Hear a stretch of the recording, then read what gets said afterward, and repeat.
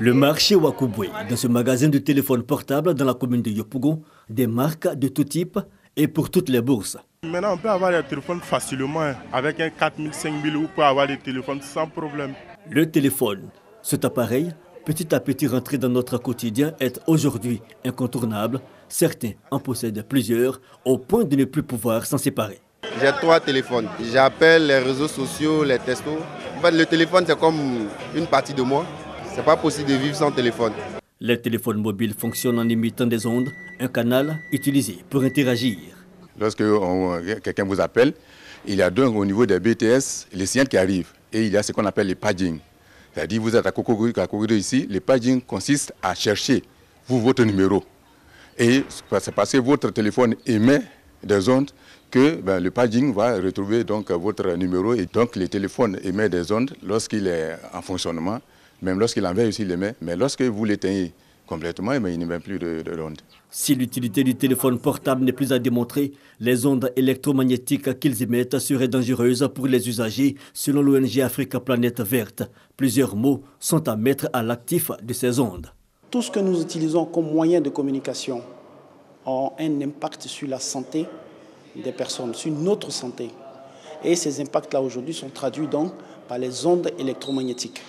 L'accroissement de la puissance de ces ondes au fil des années et la manifestation sur les personnes, c'est un état d'anxiété, de stress, de fatigue qui s'aggrave. On retrouve pour les gens qui travaillent dans les centres d'appel ou très exposés des maux de tête, des migraines, des céphalées, mauvais sommeil.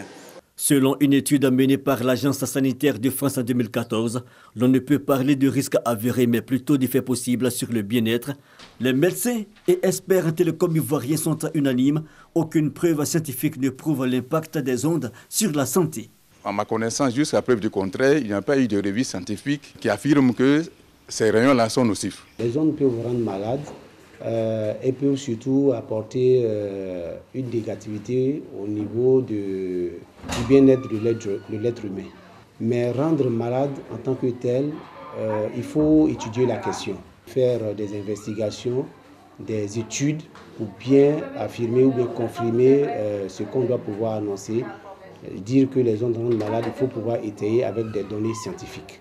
En Côte d'Ivoire, l'Agence de gestion des fréquences radioélectriques effectue régulièrement des mesures de contrôle de la nocivité des ondes. Selon le directeur de cette agence, il n'y a pas de souci à se faire.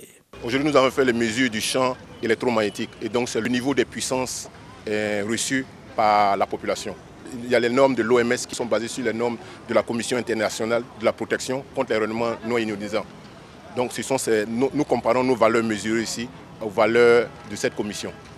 Mais si on a une puissance qui est très élevée, nous allons savoir d'abord la source et nous allons voir l'opérateur en question lui demander de diminuer la puissance. Maintenant, les pylônes, quand on les installe, il y a une étude qui est faite avant.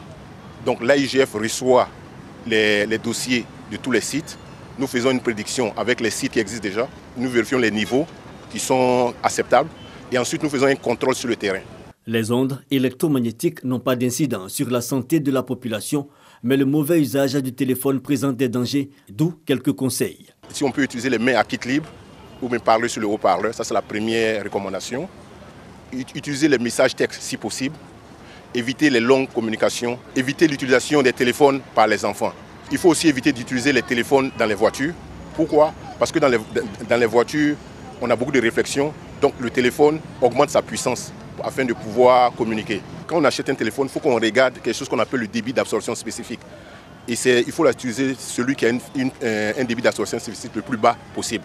L'Agence ivoirienne de gestion des fréquences radioélectriques est un organe de l'État qui veille au respect des niveaux de référence en matière d'émission d'ondes électromagnétiques. Il n'y a aucune preuve scientifique à ce jour attestant le lien entre l'utilisation des téléphones portables et l'apparition de maladies. Cependant, la prudence doit être de mise.